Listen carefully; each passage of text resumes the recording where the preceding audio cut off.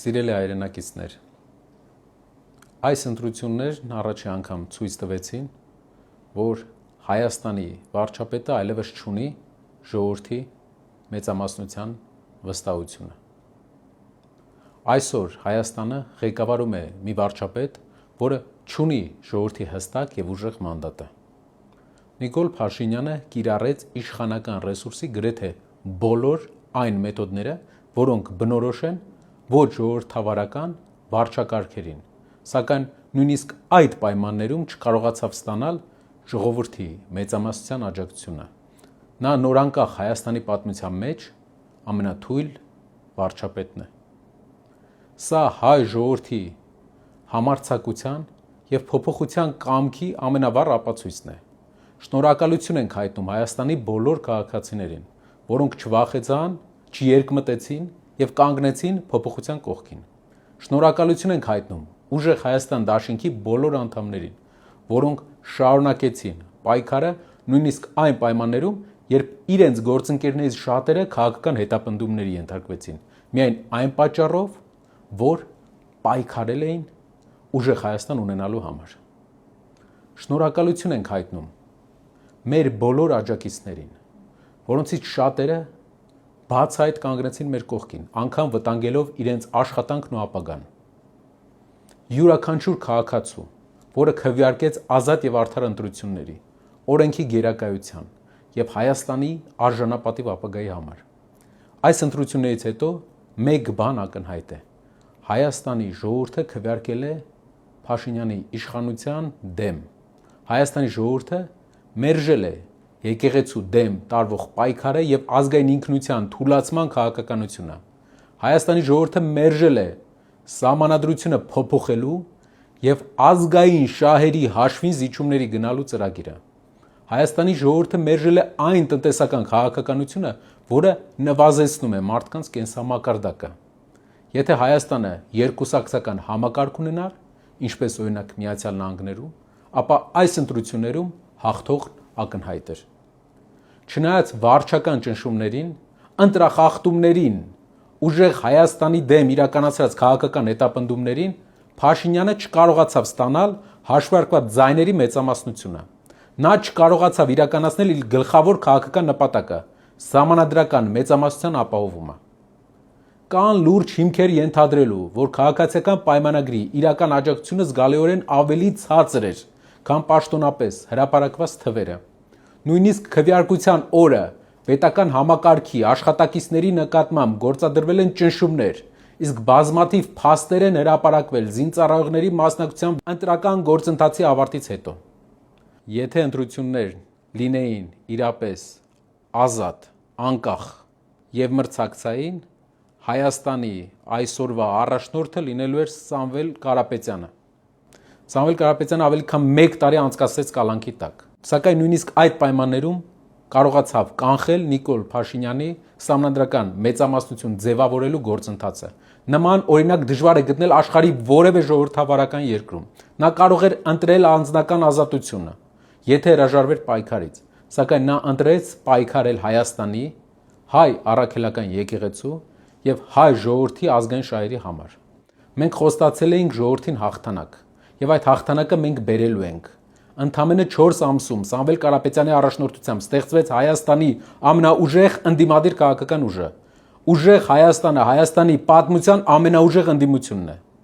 Մենք թույլատրինք գործող իշխանության դիրքերը։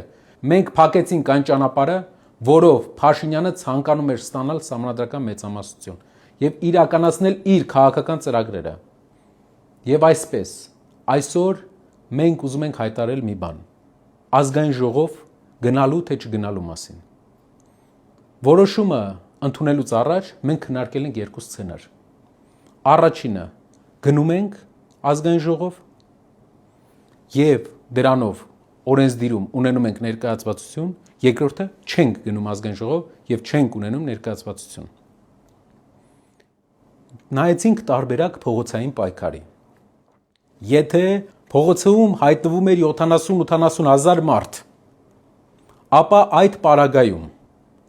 մենք ազգային ժողովում չէինք ունենում գրեթե մեկ падգամավոր, որը կքվեարկեր մեր բերվող փոփոխության օգտին։ Քաղաքացիական պայմանագիր կուսակցության եւ ընդդիմության ձայների համեմատության տարբերությունը այնքան շատ էր, որ գործնականում անհնար էր հասնել օրենսդիրի միջոցով իշխանափոխության փողոցային պայքարի արդյունքում։ Եթե գնում ենք օրենսդիր եւ չի լինում փողոցային պայքար, այդ ժամանակ գրեթե անհնար է բանակցային պրոցեսների միջոցով իշխանական պատգամավորներին բերել այն կարծիքի, որ պետք է փոփոխություն։ Այդ իսկ պատճառով մենք եկանք մի կարևոր եզրահանգման, որպեսզի Հայաստանում տեղի ունենա կարևոր փոփոխություն, պետք է երկու կարևոր բան՝ փողոցային պայքար եւ ազգային ժողովում օրենսդրում ընդդիմության մեծ ներկայացվածություն։ Այս համակցությունը կբերի մեծ փոփոխության։ Իհարկե, դա պետք է լինի մեկ անգամ, մեկ օր եւ վերջնական։ Մենք չենք պատրաստվում մարդկանց հրավիրել փողոց այն ժամանակ, երբ չենք տեսնում հնարավորությունը մեծ փոփոխության։ Մենք պատրաստվում ենք մարդկանց հրավիրել փողոց այն ժամանակ, երբ կտեսնենք մոտ հնարավորությունը փոփոխության եւ օրենսդրի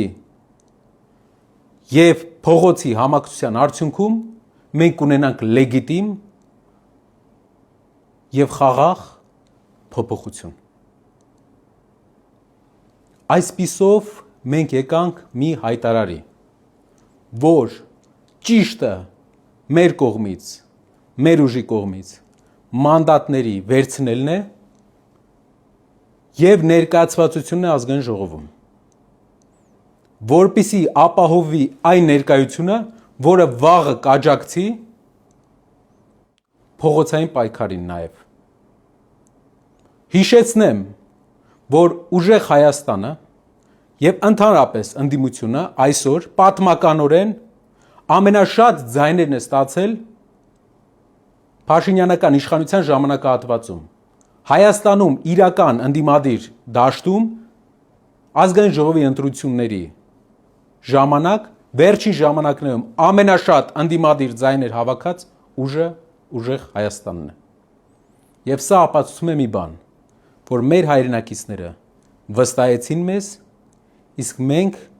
երբեք չենք հիասթափեցնի մեր հայրենակիցներին։ Անկամ եթե երբեմն մեր քայլերի մեջ մեր հայրենակիցները տեսնեն զգուշություն, վստահ եղեք, որ այդ զգուշությունը հուսախաբ չանելու համար է։ Ուզում եմ հատուկ նշել, որ մանդատների վերցնելը չի նշանակում ազգային ժողովում այս համամասնության լեգիտիմության ճանաչում։ Քաղաքացիական պայմանագիր կուսակցությունը ներկայացված է ավելի շատ ներկայացուցիչներով, քան պետք է լիներ, եթե լինեին օրինական եւ արդար ընտրություններ։ Մենք չենք ճանաչում քաղաքացիական պայմանագիր կուսակցության ներկայացվածության թվաքանակը, ներկայացվածությունը ազգային ժողովում այս կազմով։ Սա ընտրախախտումների հետևանք է եւ ուզում եմ մեր հայրենակիցներին վստահեցնել, որ մեր սկսած գործը մենք ավարտին ենք հասցնելու։ Մեր ճանապարհային քարտեզը պարզ է։ Փաշինյանը առաջի անգամ կորցրեց ժողովրդի մեծամասնության վստահությունը։ Նա կորցրեց սահմանադրական մեծամասնություն ստանալու հնարավորությունը։ Մենք կսկսենք մասնակցել համայնքային ընտրություններում եւ կշարունակենք ընդլայնել ժողովրդի վստահությունը։ Ինչու է պետք համայնքային ընտրությունների մեր մասնակցությունը, որովհետեւ այս ամբողջ process-ների ժամանակ ընտրախախտումների մեջ նշանակալի դեր ունի համայնքներում քաղաքացիական պայմանագիր կուսակցության տեղային ներկայացուցիչների վարքագիծը եւ ճնշումները։ Մենք պետք է կտրենք քաղաքացիական պայմանագիր կուսակցության թևերը Հայաստանով մեկ, որպեսզի նրանք հնարավորություն ունենան ամեն գյուղում, ամեն քաղաքում ճնշման ենթարկել մեր հայրենակիցներին իրենց արդար որոշման համար։ Սա կբերի շատ ավելի դրական լուծումների հետագայի process-ների ժամանակ, արտահերթ եւ հերթական ընտրությունների ժամանակ։ Մենք նաեւ կսկսենք պայքարել բոլոր այն ուղղություններով, որոնք կօգնեն մեզ սահմանափակել քաղաքացիական պայմանագրի իշխանությունը, որպիսի այդ գործիքակազմերը, որոնք նրանք ունեին այս ընտրության ժամանակ ընտրակեղծի կատարելու, չօգտագործեն այլևս։ Երկարաժամկետ առումով մեր երկիրը ունի մեծ մարտահրավերներ, եւ այս մարտահրավերներին դեմ կանգնելու համար մեզ պետք է փոխել այսօրվա իշխանությունը։